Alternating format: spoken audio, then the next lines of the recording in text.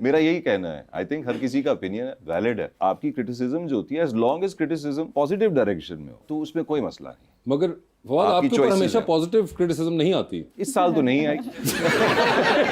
इस साल तो आपकी बहुत मतलब पॉजिटिव है कि मुझे हमेशा ही फनी लगता है जुमला, मैं इससे ज्यादा एग्री नहीं करता। पॉजिटिव क्रिटिसिज्म बहुत कम होता है, बहुत ही रेयर है। ये एक वर्ड है जिसको हम जनरली यूज कर लेते हैं, बट कोई पॉजिटिव क्रिटिसिज्म नहीं होता पाकिस्तान में, या जनरली भी इवन साउथ ईस्ट एशिया में मुझे लगता है। मगर आपके ऊपर तो आई ही नहीं, जैसा आपने कहा। और इस साल तो आपने माशाल्लाह झंडे गाड़े हैं हर फ्रंट के ऊपर जाके, तो आप उसमें भी कुछ नहीं बोलते। मतलब उसमें बोलने का फायदा क्या है? मैं कहता हूँ कि बस फिर एक शोर ही मचना शुरू हो जाएगा, कोई काम की बात निकलेगी नहीं उससे। मैं सिर्फ कहता हूँ कि जो मेरी ख्वाहिश है वो ये है कि हम आपस में लड़ना बंद कर दें, बस दैट्स इट। क्रिटिक अपनी जगह है, लेकिन एक दूसरे पे कीचड़ ना उछालें, और जो कि मुझे नहीं लगता कि ज़्यादातर लोग करते हैं। उनकी तनकीद जो है वो अपनी जगह बजाय है, वो कर सकते हैं, वो कह सकते हैं कि यार हम नहीं एग्री करते आपके म्यूज़िक से कि ये म्यूज़िक है, या हमें नहीं लगता कि ये चीज़ जो है यहाँ पे आप बिलोंग करते हैं, एंड दैट्स ऑल राइट। ये तो हर जगह होता है दुनिया में कि यार इस रोल में ये बंदा बेहतर लग सकता था। ये सिर्फ पाकिस्तान में नहीं है, ये यूएस में भी है, इंडिया में भी है, यूके में भी है, हर जगह है। सो वो चीज़ मुझे नहीं बुरी लगती। जो चीज़ मुझे बुरी लगती है वो ये है कि अभी हम अपनी इंडस्ट्री को फिर से खड़ा कर रहे हैं, और उस इंडस्ट्री को खड़ा करना बहुत ज़रूरी है। उसमें क्रिटिक अपनी जगह, बट ये नहीं होना चाहिए कि एक दूसरे को खींच के नीचे लेके। और वैसे भी क्रिटिक और साड़े में फर्क होता है।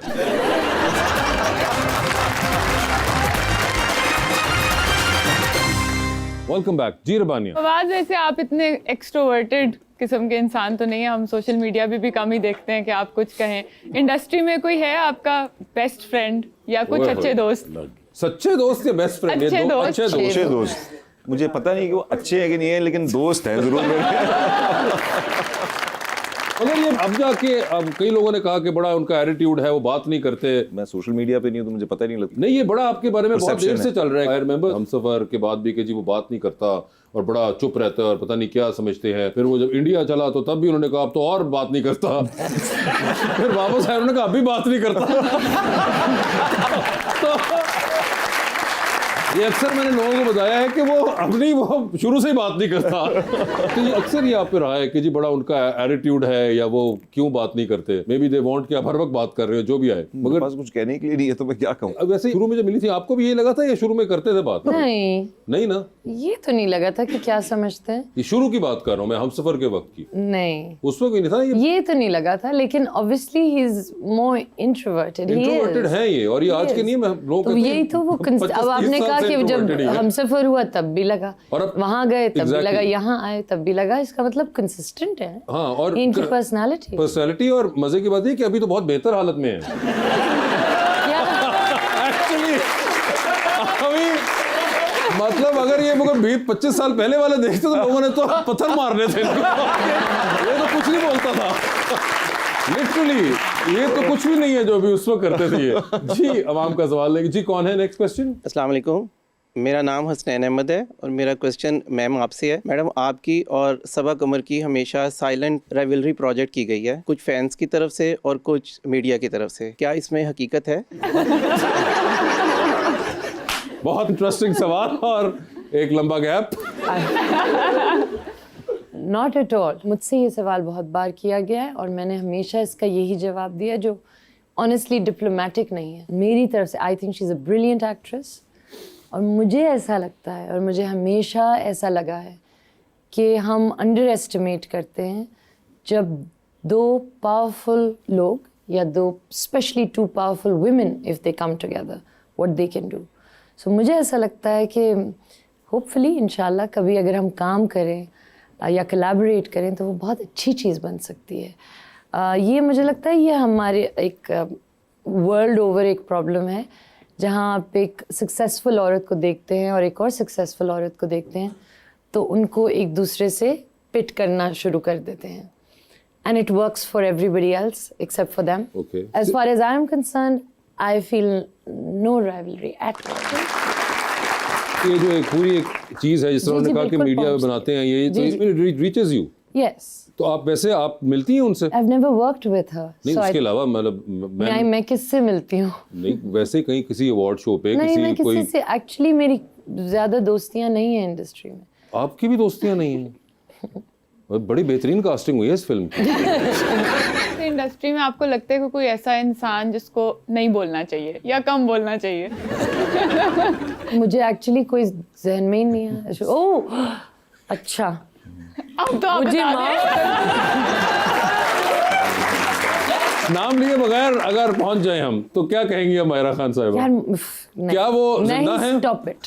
कोई तो जवाब दे इस सवाल का। मुझे ऐसा लगता है कि जैसे फवाद ने कहा, and I we really actually feel this and we mean it. अभी आपने एक्ट्रेस का जिक्र किया, आपने फवाद पे तनकीद का जिक्र किया, all these things we will answer it and we do answer it, but I think something which is very very important is कि जब इंसान बोले तो अच्छा बोले, चाहे वो लोगों के बारे में हो या और किसी चीज़ के बारे में हो।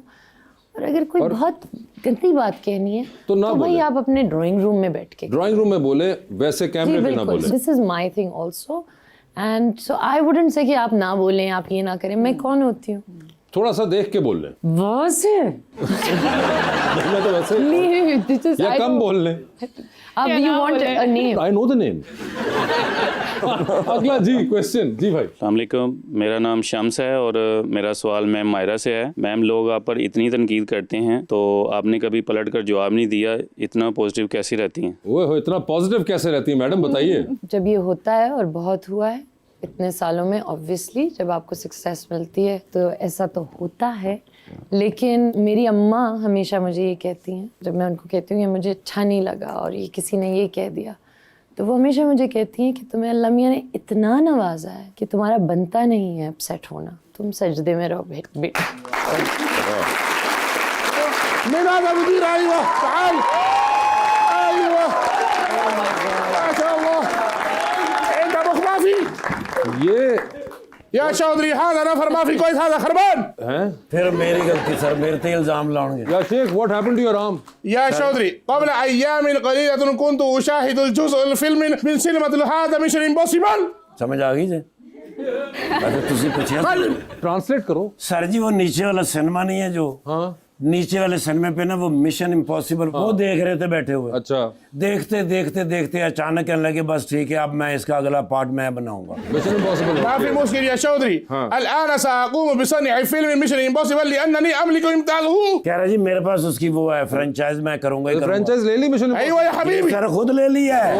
मैंने कहा कैसे आप बना सकते हैं, वो तो जो स्टंट करता है वो भी खुद करता है। टॉम क्रूज ना? जी सर, वो खुद ही करते हैं। हाँ। मैंने इनको बताया, कहने लगा मैं भी खुद ही करूंगा। मैंने कहा चलो ठीक है, फिर प्रैक्टिस कर लेते हैं। हाँ। मंगाया सर वो जहाज, कौन सा जहाज? कार्गो वाला। मैंने कहा मैं अभी तुम्हें प्रैक्टिस करके दिखाता हूँ। क्या प्रैक्टिस? वो जो जहाज के पर पे नहीं चढ़ता, वो भागते भागते वो बिल्डिंग से। हाँ। Tom cruise. हाँ, टॉम क्रूज जो चढ़ता है। हाँ। पर पे चढ़े हैं। हाँ। तो जिस पर पे पहला पैर रखा है, हाँ। वो अब उसका पर है ही नहीं। सर जहाज ही इंज हो गया। अच्छा जी सर।